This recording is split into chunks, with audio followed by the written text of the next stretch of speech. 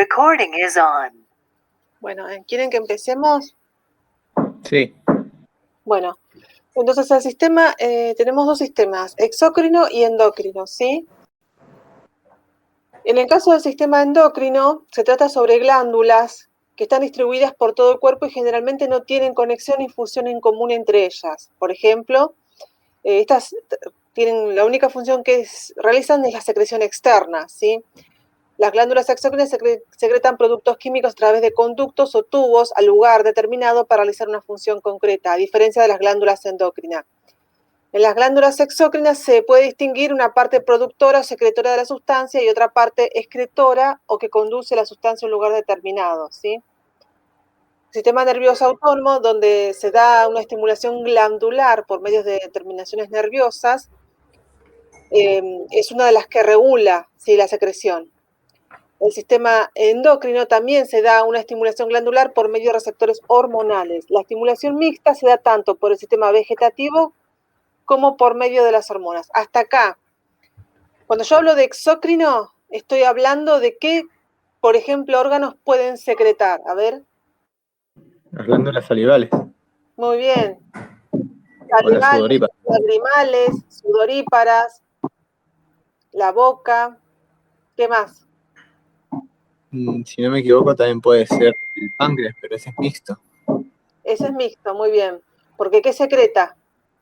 El jugo pancreático. Muy bien, excelente. Bueno, obviamente tiroides, paratiroides, los testículos, los ovarios, ¿sí? Cuando hablamos de secreción exócrina, no estamos hablando de endocrina, porque cuando hablamos de endocrino hablamos de hormonas, ¿sí? Hay órganos que pueden ser mixtos, como por ejemplo el páncreas, que puede ser tanto exócrina como endocrina, ¿sí? Pero básicamente esa es la diferencia primordial. Entonces, las glándulas sudoríparas, glándulas sebáreas, lacrimales, el páncreas exócrino, el hígado, que también secreta la bilis, la próstata, la glándula salival, la glándula mamaria, ¿sí? Eso es lo único que tienen que saber de exócrino, que es para saber más que nada la diferencia, porque no hay mucho más. El sistema endocrino. Bueno, que es un conjunto de órganos y tejidos que liberan hormonas. Cuando hablamos de endocrino estamos hablando de hormonas. Y cuando hablamos de patologías endocrinas estamos hablando de, en general, una alteración hormonal que se puede dar por diferentes causas, ¿sí? Está compuesto de glándulas endocrinas. Responde a los estímulos liberando hormonas. Sus secreciones se liberan directamente al torrente sanguíneo. La endocrinología es la ciencia encargada de estudiarlo, ¿sí? Bueno, una hormona es una sustancia química, esto creo yo es la anatomía y fisiología, ¿sí? Secretada en los líquidos corporales por una célula a un grupo de células que ejerce un efecto fisiológico sobre otras células del organismo. Por ejemplo, la prolactina, la tirotropina, la hormona de crecimiento, la melanotropina, la vasopresina. En general, la mayoría de estas hormonas, son liberadas en la hipófisis. Su distribución por el torrente sanguíneo da lugar a una respuesta, ¿sí? Aunque es más lenta que una reacción nerviosa, suele mantenerse durante un periodo más prolongado, ¿sí? Las funciones son controlar la intensidad de funciones químicas en las células, regir el transporte de sustancias a través de la membrana de las células, regular el equilibrio del organismo, la homeostasis, y hacer aparecer características sexuales secundarias. Otros aspectos del metabolismo de las células como crecimiento y secreción. Y hasta acá es anatomía y fisiología, ¿sí? Es un repaso, no entramos a patologías todavía. Hipófisis, como saben, se divide en dos, adenohipófisis y neurohipófisis. Sí, adenohipófisis en la parte anterior, neurohipófisis en la parte posterior. Tiene control de la secreción de casi todas las glándulas endocrinas. Está formado por dos lóbulos, como les dije, anterior y adenohipófisis o posterior y neurohipófisis. Tiene estricta relación con el hipotálamo. Si algo le pasa al hipotálamo, se ve afectada también la hipófisis.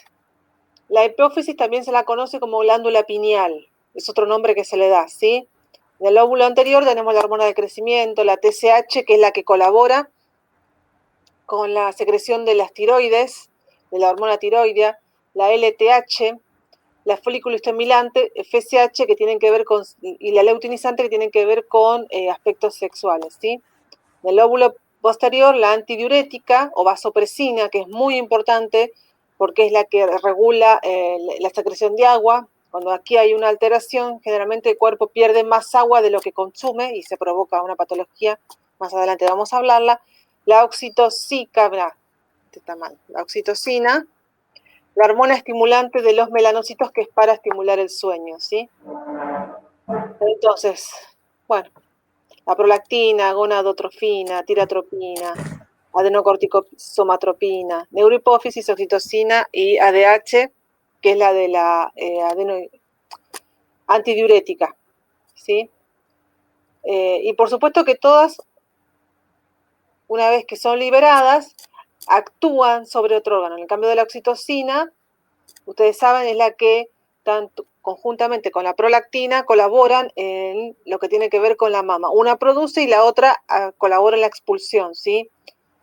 La antidiurética colabora en lo que tiene que ver con la retención de agua para que no nos deshidratemos, la somatropina que tiene que ver con el crecimiento, la adrenocortitropina que tiene que ver con la estimulación de la zona fasciculada en las glándulas suprarrenales, de la liberación de corticoides y glucocorticoides, la tirotropina, como les dije, que colabora con la tiroides para la elaboración de la T3 y T4, que son las hormonas tiroideas, la gonadotrofina y FSH, LH y HCG, que son las que tienen que ver con las sexuales, ¿sí? Bueno, hasta acá fue repaso de anatomía y fisiología. Vamos así, ahora sí comenzamos con las patologías. No son en general complicadas. Lo complicado es acordarse de los nombres. Entonces, gigantismo y acromegalia, ¿sí? En realidad es lo mismo. Si yo les digo acromegalia, ustedes tienen que pensar en gigantismo, ¿sí? Lo que pasa es que a veces si yo le digo gigantismo es como que uno saca más rápido la patología, pero si le digo acromegalia como que es el típico que me digan, no recuerdo qué es, profe, y en realidad es gigantismo. El síndrome de Simon o caquexia de Simon, insuficiencia de la función de la adenohipófisis, pérdida de peso a la que puede dar lugar la insuficiencia suprarrenal secundaria. El síndrome de Froehlich, dixtroma adiposogenital, que es una enfermedad endocrina rara que afecta sobre todo a varones, caracterizado por retraso de la pubertad, testículos pequeños y obesidad. Entonces vamos. Gigantismo tiene que ver con una alteración en la hormona del crecimiento, la somatotropina, ¿sí? Entonces, ¿esto qué provoca? Que las personas crezcan más de lo debido. Una persona, muchas de ellas, no sé si ustedes recuerdan, hace muchos años, que era noticia, de una persona que en general en Estados Unidos, inclusive vino acá a la Argentina, que medía más de 2 metros y que era noticia, que después, bueno, murió porque obviamente crecen, que los termina llevando a la muerte porque todo se agranda, ¿sí? Y en la acromegalia, que también el gigantismo tiene que ver también con el agrandamiento de las manos, la cara, ¿sí? Y distintas partes del cuerpo. No sé si ustedes lo recuerdan, porque ustedes por eso son más jóvenes. No. ¿O sí? No, profe, no. Bueno, había del que todos se acuerdan es del enanismo, de Nelson. Sí. Él fue más actual. Hace muchos años, en los años 80, inclusive Susana Jiménez trajo un hombre que medía más de 2 metros casi. No recuerdo ahora si era 2 metros y medio, pero en su momento, así como Nelson, fue muy famoso. Era un estadounidense que estaba dentro de las páginas de Record Guinness y lo trajeron y viajaba por todos lados y vino acá a la Argentina y era impresionante verlo, de lo alto que era. En una época terminó jugando al básquet, pero obviamente que el crecimiento terrible que tiene lo que hace es los vuelve más lentos, los vuelve más torpes, ¿sí? Así que terminó dejando esa profesión, pero fue famoso en su momento, así como Nelson.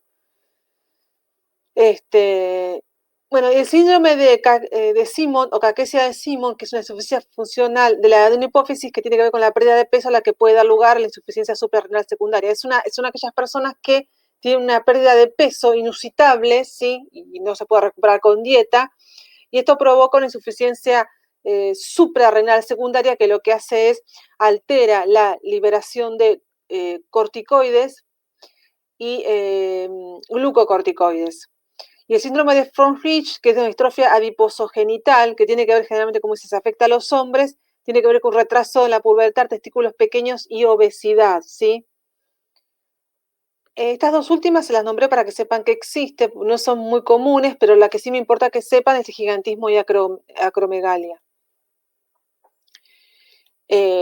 Ninguna de las dos, obviamente, tiene cura, así que no hay mucho para hacer acá. Diabetes insípida, que no tienen que confundirse nunca con la diabetes endocrina. La diabetes insípida se le llama a la alteración de la hormona vasopresina o antidiurética. Es aquella hormona que regula, o sea, el agua, que no tengamos una abundante pérdida del agua, la filtración del agua. Generalmente una persona que tiene diabetes insípida tiene una sed excesiva que puede ser intensa o incontrolable, por lo general con la necesidad de beber grandes cantidades de agua o una ansiedad por agua helada, volumen excesivo de orina, micción excesiva, a menudo con la necesidad de orinar cada hora a lo largo del día y la noche.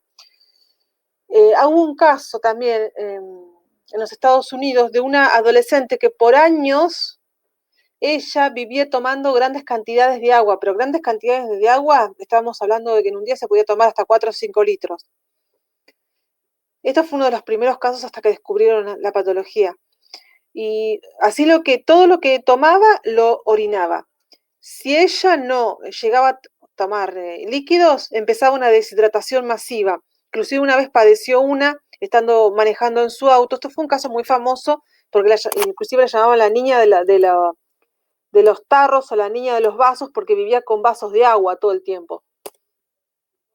Cuando la enfermedad se detectó, solucionó su vida, porque ¿cuál es la solución? Es simplemente darte la hormona antidiurética. La hormona antidiurética puede venir en spray nasal, o sea, vos simplemente te pones un spray nasal y solucionas tu vida, o también viene subcutánea, ¿sí? O sea que es una patología fácil de solucionar. El hipopituitarismo, que es una disminución de la hormona secretadas por las glándulas hipófisis, ¿sí? Que aquí es lo que nosotros conocemos como enanismo, ¿sí?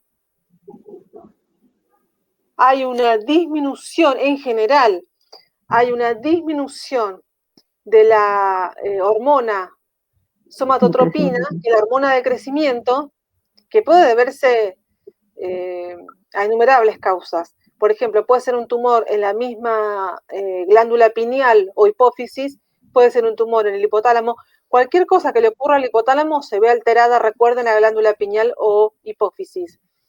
Y la disminución de la hormona somatotropina, que es la hormona de crecimiento, puede dar enanismo, ¿sí? Entonces, la tiroides. Ustedes la tiroides, más allá de que la adenohipófisis libere LSH, que es la que colabora con la tiroides colabora en la excreción de la T4 y T3, sí, perfecto, T3 y T4, obviamente que no solamente cuando nosotros tenemos hipotiroidismo podemos tener una alteración en la TSH porque quizás haya algún problema en la hipotálamo o hipófisis, sino también a veces el problema es directamente de la tiroides. No tengo ningún problema en el hipotálamo o hipófisis, pero puedo tener un problema en la tiroides, ¿sí? O sea que dejamos de eliminar la T3 y la T4. ¿Ok? Y la calcitonina, perdón. Entonces, localizada en la parte anterior y a cada lado de la tráquea, segrega una hormona que controla el metabolismo y el crecimiento. Si el organismo no dispone de yodo, la tiroides no puede producir hormonas. O sea, ya dejamos la glándula pineal y pasamos a otra que es la tiroides. Acá les quiero decir algo importante, no sé si se los dije a ustedes.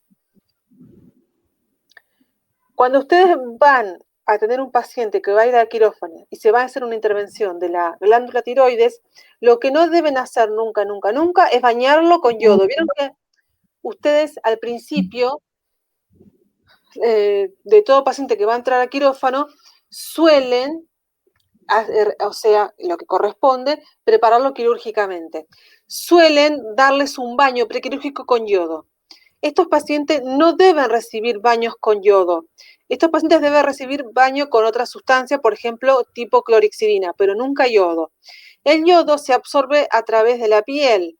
Entonces, si yo voy a tener una intervención de un paciente de la tiroides y está la tiroides alterada, y lo baño con yodo, este paciente se puede intoxicar porque no tengo quien metabolice ese yodo, ¿sí? ¿Hasta acá me entendieron? Es importante Sí. esto. Sí, profe. Entonces, téngalo en cuenta, cuando un paciente va a ir a quirófano y tiene una cirugía de tiroides por el motivo que fuera, nunca deben darle un baño prequirúrgico con yodo. Generalmente se utiliza clorexidina, se utilizan paños de esos tipos que limpian las colas de los bebés, pero que tienen clorexidina. Nunca yodo, nunca. Después, otra cosa que es importante, para que esto también, si ustedes van a zonas, ahora no tanto, pero suponte que ustedes quieren ir al Japón o de repente son muy valientes y se quieren ir a Chernobyl, que ahora, no sé si por la pandemia, pero en una época abrieron para que la gente visitara, tienen que consumir suplementos de yodo. ¿Por qué? Porque todas estas zonas que están irradiadas, tipo Japón, vieron que tuvieron el problema de Fukushima y después, bueno, ni hablar Chernobyl, o cerca de los lugares de Chernobyl, en Rusia, lo que hace todas estas irradiaciones, lo primero que hace es cáncer de tiroides. Entonces, para proteger la tiroides, lo que tienen que hacer es tomar suplementos de yodo, para ir a estos lugares. Es otro consejo que le doy para que ustedes sepan que los suplementos de yodo lo que hacen es protegen las tiroides para que no adquieras cáncer de tiroides por irradiación. ¿Sí? Profe, Sí. ¿y los pacientes que tienen que hacerse estudios como los que tienen que hacerse un tratamiento con cáncer, a ellos también se les aplica este tratamiento para evitarles un cáncer de tiroides o no? No, depende de la patología, porque estamos hablando acá de irradiación. Si vos estás hablando de por ahí algún otro tipo de cáncer en algún otro lado y lo vas a irradiar, puede ser que el médico le indique algún suplemento para proteger la tiroides, pero depende de qué. O sea, no estamos hablando de irradiar directamente la tiroides, sino de irradiar otra parte del cuerpo. Si eso depende, eso lo indica el doctor. Pero no estamos hablando, no es lo mismo una irradiación por cobalto, cesio, por ejemplo, que irte a una zona en donde vos tenés otro tipo de radiación.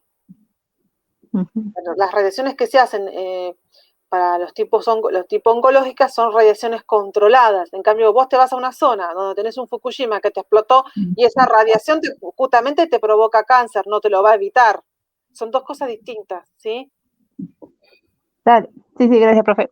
O Fukushima, no sé. Eso para que lo tengan en cuenta si algunos viajeros se quieren ir al Japón. Entonces, patologías de la tiroides, hipertiroidismo o enfermedad de Graves. El hipertiroidismo y el hipotiroidismo son contrarios. ¿Sí? Esos los vamos a ver. O sea, estamos hablando de los signos y síntomas. Tenemos la tiroides normal y en el hipertiroidismo tenemos una tiroides agrandada. Lo que se puede ver es un bocio o un bulto, ¿sí?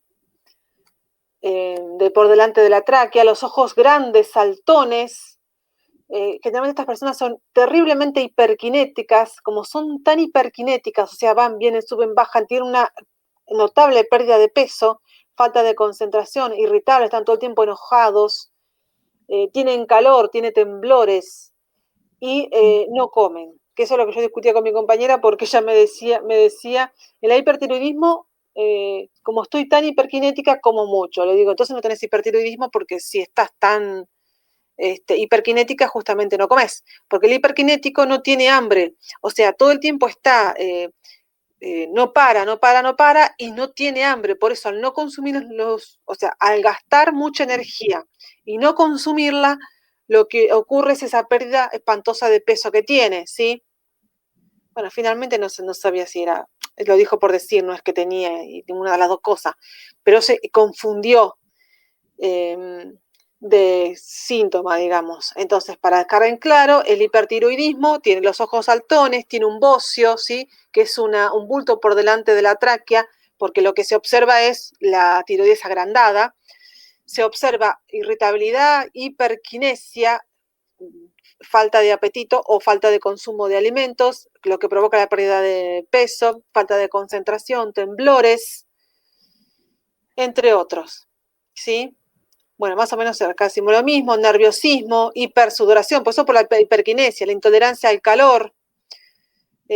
Son personas que están todo el tiempo calurosas, tienen calor, palpitaciones, debilidad muscular, pérdida de peso, aumento de apetito, pero no consumen alimentos, ¿sí? Aumento de número de deposiciones, no consumen alimentos debido a la hiperquinesia que presentan, ¿sí? Taquicardia, temblor, piel caliente y húmeda, eritema palmar, fragilidad capilar, onicolisis agropaco, que tiene que ver con problemas en las uñas, ¿sí? Se puede ver en las uñas como quebradizas. Al no tener los nutrientes que necesitan, por la extrema pérdida de peso, no tienen en las uñas, digamos, fuerza, por lo que tienen una rotura y obviamente que esto puede provocar que estos pacientes también puedan tener algún, digamos, huésped, hongos y etcétera, que puede colaborar, ¿sí? Hiperactividad, bocio, oftalmopatía, retracción palpebral. Eso tiene que ver con el agrandamiento de los ojos, ¿sí? Lo que ocurre es que hay un agrandamiento de los ojos y como que se salen para afuera. No sé si pueden ver la imagen anterior. ¿La pueden ver? Sí. Sí, profesora. Sí, profesor. Están como los ojos salidos para afuera, ¿sí? Ok. Fibrilación auricular, soplos cardíacos, ginecomastia. Cuando hablamos de ginecomastia, estamos hablando de que hay un agrandamiento de las mamas. Se puede ver raro en los hombres, pero esto ocurre, ¿sí? Aumento de los reflejos osteotendinosos, o sea, tiene que ver esto con los movimientos. ¿Vieron que dijimos que tiene como un aumento de movimientos finos? Bueno. Sí. Tratamiento del hipertiroidismo, el yodo radioactivo, el medicamento antitiroides, que es el bloqueador beta, y cirugía tiroidectomía.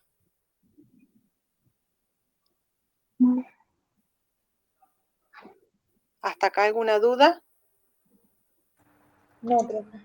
Profe, No, yo, bueno, cambiando un poco con el tema del yodo, no tiene nada que ver con los pacientes de fractura de cadera cuando lo bañan prácticamente en yodo.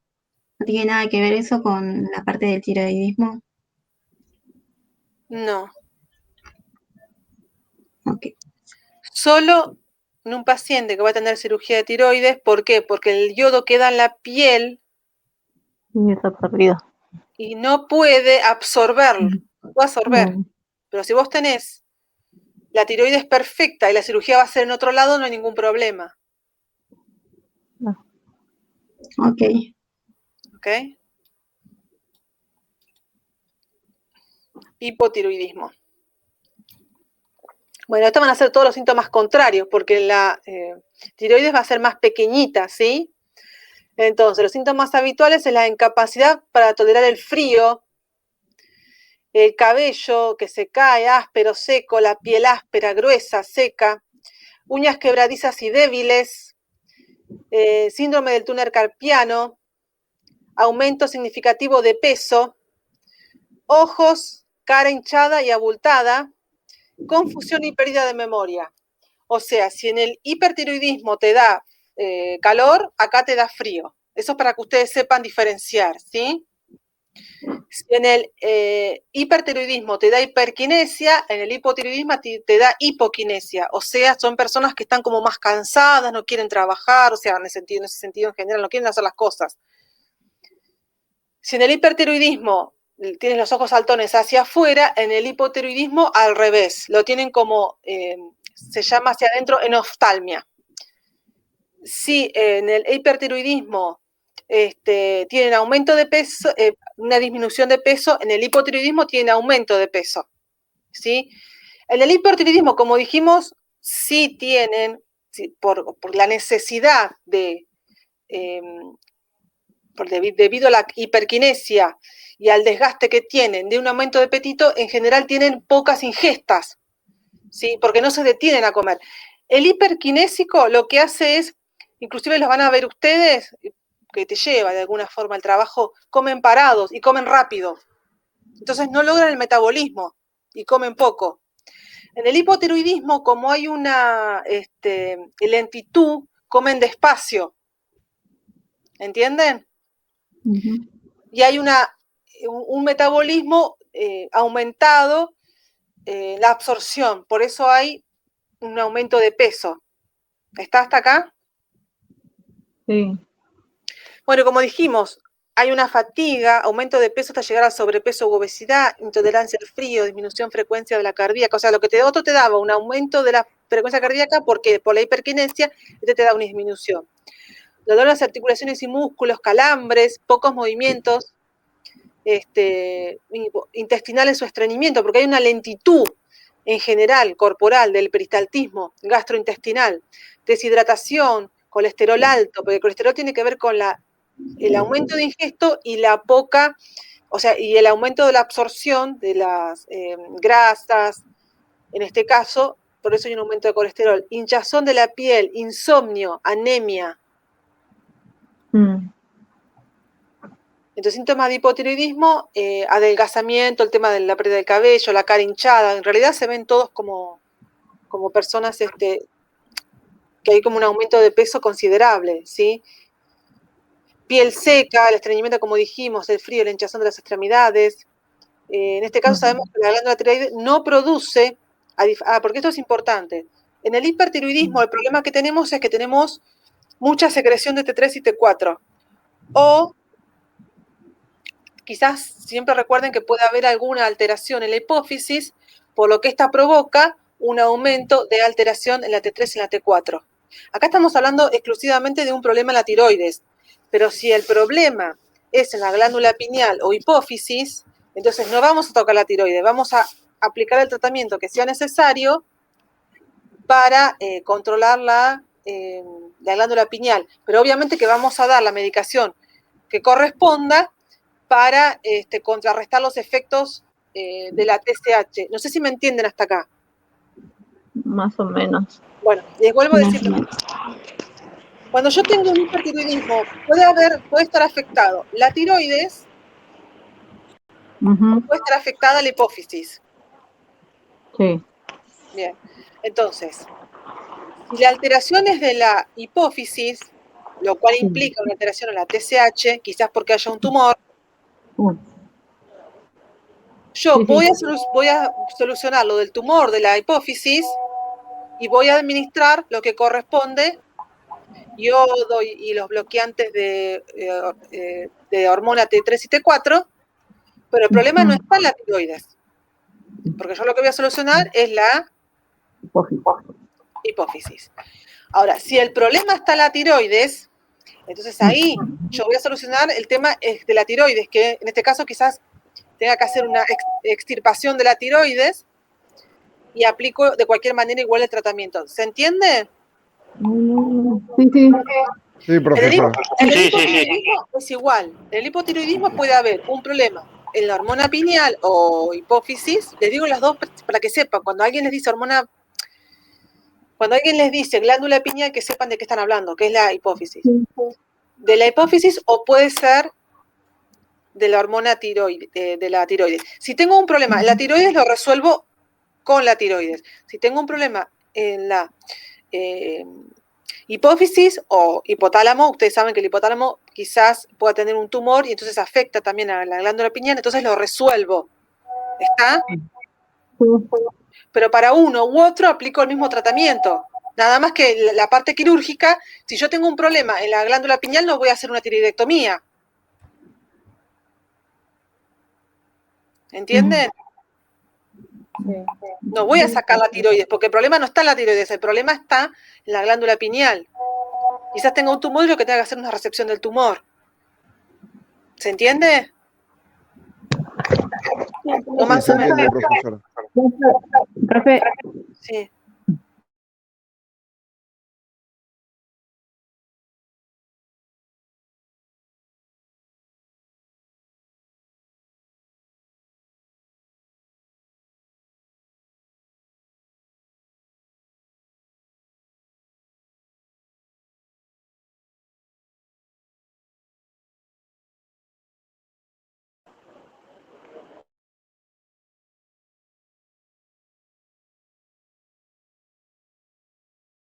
cortó. Ahí está. Uy, se me cortó. ¿Ustedes, chicos, escuchan a la profe? No, más o menos. No, Se le cortó el audio. No. Tiene el micrófono apagado la profe. Profe, tenés el micrófono apagado. Alguien me silenció, ¿eh? Yo no. fue sin Bueno, querer, entonces, profe, quería poner pérdida en de silencio la pelo, pantalla. óseo, ritmo cardíaco lento, la pérdida del apetito, pero consumen muchos alimentos en general.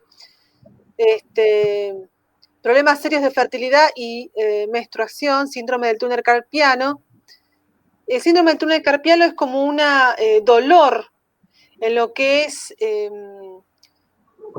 el antebrazo, ¿sí? En la parte interna del antebrazo, y esto afecta la movilidad de los dedos, ¿sí? Tiene que ver con una inflamación, ¿sí? De los tendones. Aumento de peso, problemas de memoria, intolerancia al frío, sensación de cansancio, ¿sí? Y esta es otra cosa, pasamos a otra cosa. Tiroiditis de Hashimoto, que es la enfermedad de Hashimoto, agrandamiento, inflamación e hipofunción de la tiroides bóceo, ¿sí? La enfermedad de Hashimoto, que es la tiroiditis de Hashimoto, que es una inflamación de la tiroides, ¿sí? Perdón, me olvidé decirles que el hipotiroidismo se administra levotiroxina, ¿sí? Ese es el tratamiento.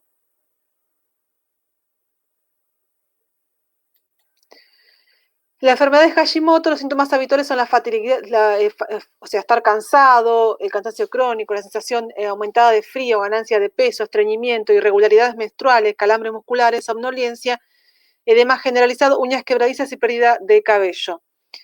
La tiroiditis de Hashimoto, que es una inflamación que puede confundirse con la hipertiroides, no es lo mismo, ¿sí? Porque obviamente que no tiene todos los signos y síntomas de la hipertiroides.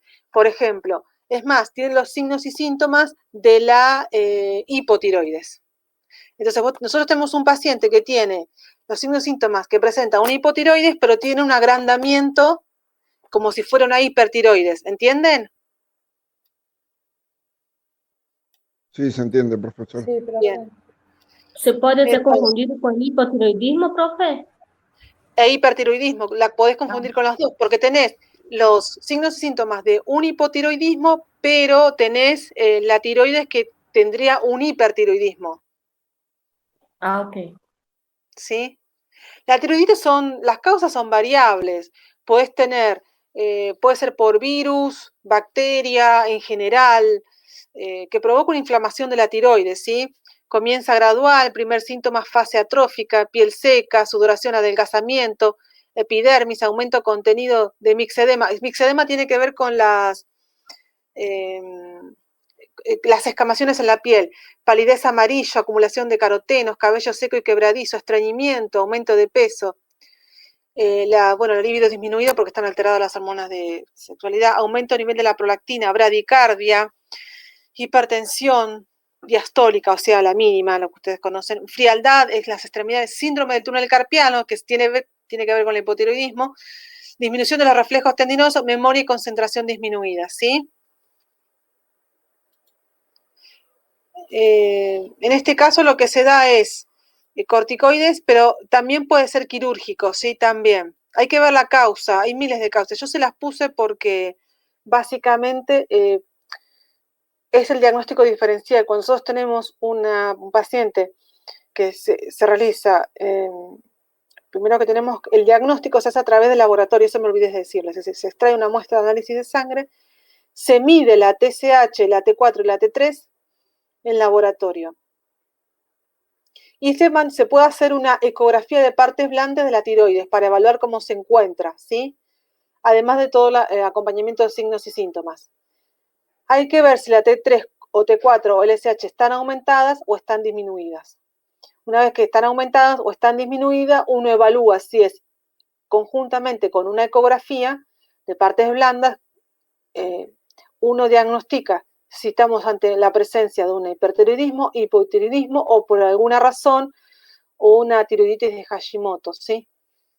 Produce la hormona paratiroidea que estimula las siguientes funciones. Ahora pasamos a otra glándula, ¿sí? Que son las paratiroides que están conjuntamente al lado de la tiroides, ¿sí? Produce la hormona paratiroides.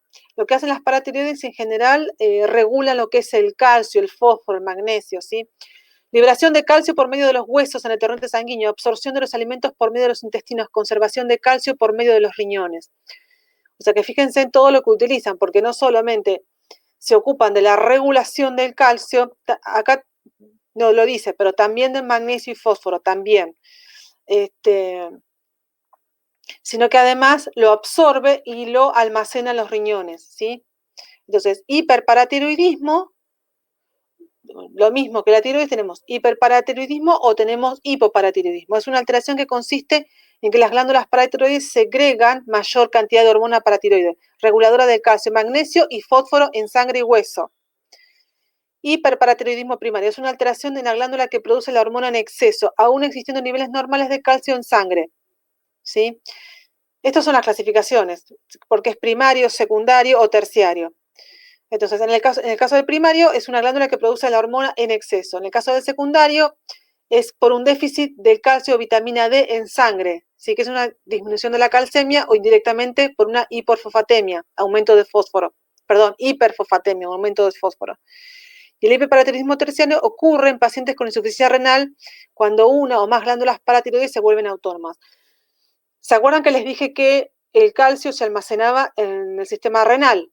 Cuando el sistema renal está alterado, entonces no hay un problema en la paratiroides, hay un problema en el sistema renal. Entonces, en ese caso es un hiperparatiroidismo terciario, que no tiene nada que ver con la tiroides, paratiroides, sino que tiene que ver con un problema renal. Y en el caso del hiperparatiroidismo secundario, el problema tampoco está en la paratiroides, sino que el problema está en un déficit en la absorción de calcio o vitamina D en sangre. Recuerden que la vitamina D es muy importante, ya que a partir de la vitamina D es la que colabora en la absorción del calcio, ¿sí? Entonces, a veces tenemos disminuida la vitamina D, y si tenemos disminuida la vitamina D, no hay absorción de calcio, no colabora en la absorción del calcio. ¿Hasta acá me siguen? Sí, profesor. Sí, profe. Entonces, no hay un problema en la hiperparatiroides, o paratiroides, perdón. Para que haya un problema en la paratiroides, tenemos que tener un hiperparatiroidismo de primario o de primero, ¿sí? Es lo que yo les decía de la tiroides. O tenés un problema en la hipófisis o tenés un problema en la tiroides. Tenés que ver cuál de los dos es el problema. En la paratiroides vos tenés que ver si es un problema en la paratiroides, si es un problema en la absorción, quizás porque si es un problema de vitamina D, le das suplemento de vitamina D y solucionaste tu problema, o si tenés algún problema renal. En este caso, tu diagnóstico lo vas a hacer mediante toma de muestras de sangre, que vas a ver, en este caso, cómo están el calcio, las vitaminas D, el magnesio, el fósforo en sangre, cómo vas a hacer una ecografía de partes blandas para ver cómo están las paratiroides, y puede que hagas por supuesto, análisis de sangre de cómo está la función renal, porque quizás haya una insuficiencia renal. Entonces vas a ver cómo está la función renal y en el caso de que haya una alteración renal vas a ir a hacer una resonancia magnética para ver el estado de los riñones o una tomografía. ¿Sí? ¿Hasta acá me siguen? Sí, profesor. Sí, profe, la Signos estamos y escuchando. síntomas, dolor óseo, fracturas espontáneas, obviamente, porque si no tenés calcio, ¿qué haces? Se te quiebran los huesos. Osteitis fibrosa quística, que tiene que ver con como una... En los huesos hay como una inflamación, ¿sí? Como fibrosa es, como decirle, bueno, no sé si tienen en cuenta lo que es algo fibroso, como si fuera endurecido. Una osteopenia difusa o vertebral similar a la osteoporosis. O sea, la osteoporosis es como si hubieran, si estuviera, te ves de una forma grosera, como si estuviera los huesos apolillados. No sé si me entienden. Para Sí, que se se Con entiende. huecos. Exactamente. Poliuria, ¿sí? Poliuria, recuerden que es el aumento de orina. En el caso de que tuviéramos un problema renal, conflictos nefríticos, litiasis renal, bilateral, bueno, después si tenemos un problema en los riñones tenemos que ver cuál es la causa también, ¿no? Úlcera gastrodenal, pancreatitis aguda o crónica con calcificaciones visibles radiológicamente.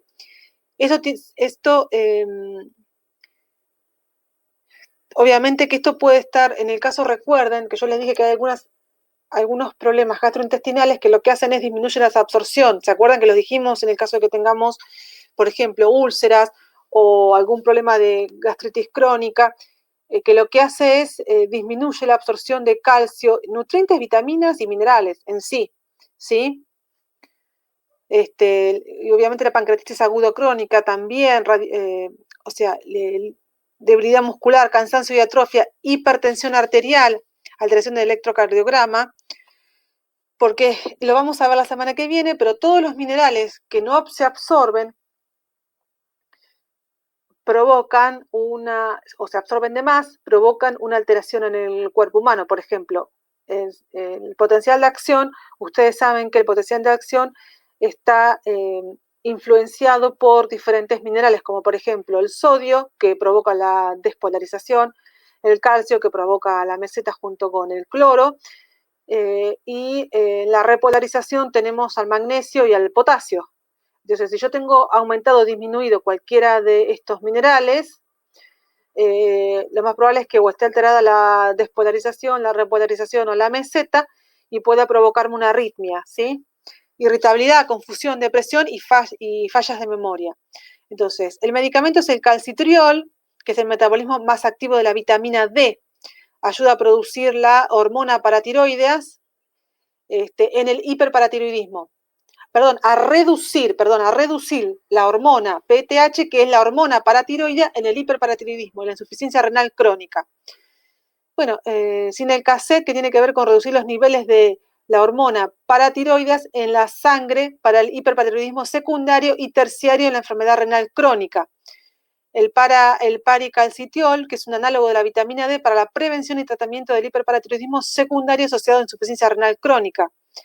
Y el paricalcitriol o ergocalciferol, que es la vitamina D, para el tratamiento de hiperparatiroidismo secundario debido a deficiencia de vitamina D. Siempre hay que después ver la causa, porque lo que se busca en sangre es ver, obviamente, tenés que ver el estado de la vitamina D junto con el calcio, el fósforo, magnesio, y bueno, vas descartando los posibles causas para tratarla, porque no es cuestión de solamente darle calcio, sino obviamente porque yo le puedo dar o puedo reducir, en este caso si tengo hiperparatiroidismo, tengo un aumento de la hormona paratiroidea, por lo tanto tengo un aumento de la absorción de calcio. Esto es algo importante que me olvidé de decirles. Cuando yo tengo un aumento de calcio en el cuerpo humano, este aumento de calcio puede depositarse en el corazón y lo endurece. ¿Se acuerdan que no es lo único que puede ocurrir? ¿Sí? Ya habíamos hablado la semana pasada. Que el hierro también puede producir, en el caso que tenga un aumento de hierro, termina almacenándose en el corazón y lo endurece, provocando lo que es una miocardiopatía restrictiva. El calcio también se producen depósitos de calcio en el corazón y este puede llevar a una miocardiopatía restrictiva porque tenemos un corazón endurecido. ¿Sí? ¿Me siguen hasta acá? Sí, profesora. Igual después podemos hacer un resumen. El hipoparatiroidismo es un trastorno causado por la hipofunción de las glándulas paratiroides, caracterizado por una muy baja concentración de hormona paratiroidea, de calcio y un aumento de la concentración de fósforo sanguíneo. Entonces, hasta acá, para dejar en claro, el hiperparatiroidismo tenemos un aumento de la secreción de la hormona paratiroides. Sabemos que la hormona paratiroides regula el calcio, el fósforo y el magnesio, ayudado por la vitamina D. Entonces, si yo tengo un aumento de la hormona paratiroidea, tengo un aumento de la absorción de calcio, lo que implica que se generen depósitos, como sabemos, ya sabemos que se pueden generar depósitos en el riñón, pero puede provocar en otros órganos. Sabemos que la alteración puede ser directamente de la hormona paratiroidea en la sangre por ejemplo, falta de vitamina D, de la absorción, o puede ser algún problema renal. Eso para dejar en limpio. Entonces, hay un aumento de calcio, ¿sí? Ahora, en el caso de el hipoparatiroidismo, administración, o sea, lo que hay es una disminución del calcio, ¿sí? Hay una disminución de la hormona paratiroidea, lo que provoca una disminución en la absorción del calcio, ¿sí? Entonces, en este caso, sí, el tratamiento va a ser administrar calcio, porque lo que falta es el calcio, y en casos graves que concursen con tetania, tetania significa endurecimiento de los músculos. Se utiliza el calcio por vía endovenosa bajo hospitalización. La vitamina D, sí, Perdón, soy Josefina. sí. Sí, no sé si Ángeles le avisó que tengo a mi nene con COVID y yo empecé con síntomas anoche, por eso es que no estoy en la clase. Ah, no me dijeron nada. Por eso es que no entré. Va, no te preocupes, pero yo te pongo presente. Bueno, dale, gracias. De nada. Entonces, la vitamina D, diuréticos como la hidrocloriatacida para favorecer la eliminación de calcio por la orina y evitar la formación de cálculos renales, ¿sí? La hidrocloriatacida lo que realiza en este caso es elimina el calcio, así que generalmente se da hidrocloriatacida para una eliminación del calcio, porque uno puede decir, pero si yo le estoy dando calcio, ¿por qué lo quiero eliminar? En realidad lo que estoy eliminando es el exceso del calcio que, como dices, puede provocar cálculos renales. ¿Está? Todo es un leve equilibrio. ¿Sí? Sí, ¿Hasta profesora. acá alguna duda? Porque les puede marear esto. Pero ahora lo vamos a ver después, vienen las preguntas. ¿Alguna duda? No, profe. No, profe. Bueno.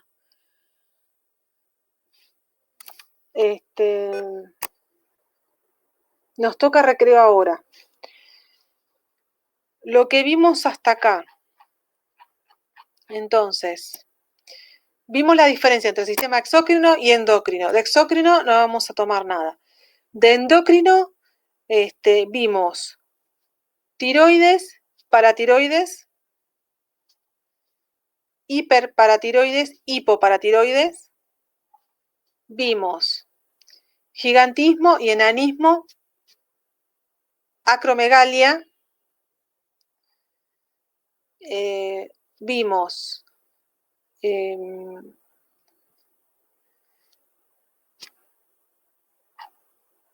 me falta la hormona antidiurética, ¿no? ¿Me están prestando atención o no? Sí, profe, le falta ese. Me falta eso. Y